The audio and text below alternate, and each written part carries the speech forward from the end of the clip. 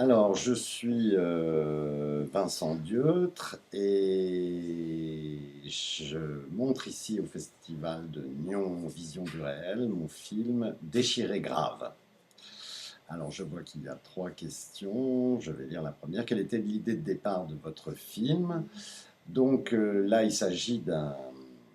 J'ai donc mené un workshop dans une école de théâtre à Rennes sur l'invitation de Stanislas Nordet, un ami qui est metteur en scène de théâtre et qui dirigeait cette école.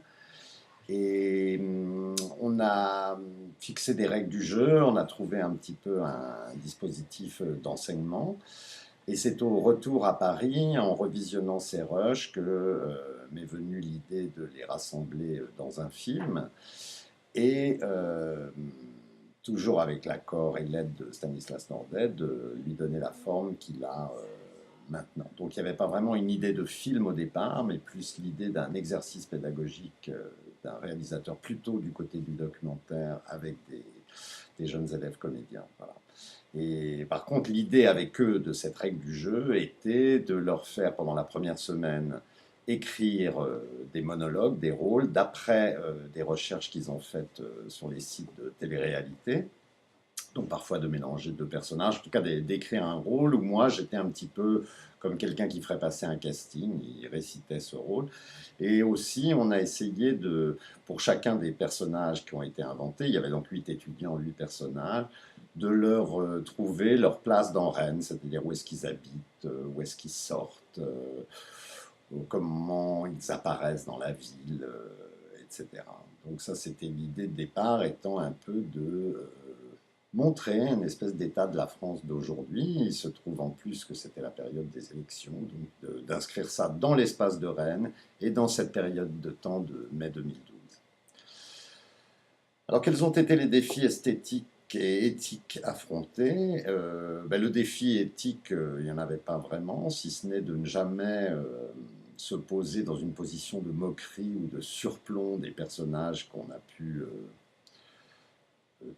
tirer de ces figures de la télé-réalité, qui sont souvent des personnages assez caricaturaux, assez excessifs, un peu piégés, mais justement de leur donner une chance, de ne jamais se poser en surplomb,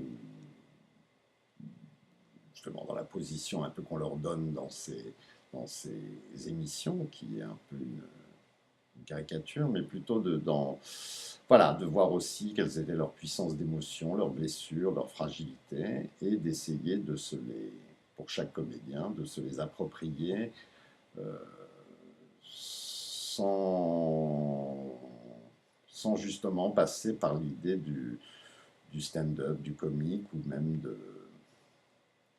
voilà, de l'interprétation, mais vraiment de les incarner pendant un moment, et de les incarner devant la caméra, et aussi de leur trouver leur place dans la ville. Alors ça, c'était le grand défi éthique, ne pas se moquer. Et esthétique, c'était plutôt un défi pour moi, qui était avec ces images assez pauvres, puisqu'on n'avait pas de matériel, tout est fait avec les portables, les moyens du bord, et ben d'arriver à trouver un mode de présentation assez simple, efficace, pour que chacun des 8 étudiants ait son espace dans le film. Donc c'était plutôt un problème de montage et oui, de mise en forme d'un système, d'une installation qui ne soit pas non plus un dispositif trop contraignant. Pourquoi êtes-vous cinéaste? Ben ça, je me le demande encore. Peut-être comme disait Marguerite Duras, parce que je n'ai pas le courage de ne rien faire, mais parce que je pense que le cinéma reste un art public, un art collectif, qu'il est aussi un peu l'art de tous les arts, c'est-à-dire qu'il réunit aussi la peinture, la musique, l'écriture, le théâtre. Et parce qu'il y reste encore des enjeux majeurs, je veux dire, qui ne sont pas les enjeux de niche du théâtre ou de l'art contemporain, mais qu'on se frotte encore au grand public, enfin, puisque en France, il est encore possible de faire des films d'essai, enfin, d'art et d'essai, pour l'instant. Donc, voilà, de maintenir ça, de maintenir la barre assez haut. Et donc, je suis cinéaste pour ça. Et j'entends le rester. Voilà, et merci au Festival de Nyon pour son accueil toujours aussi chaleureux.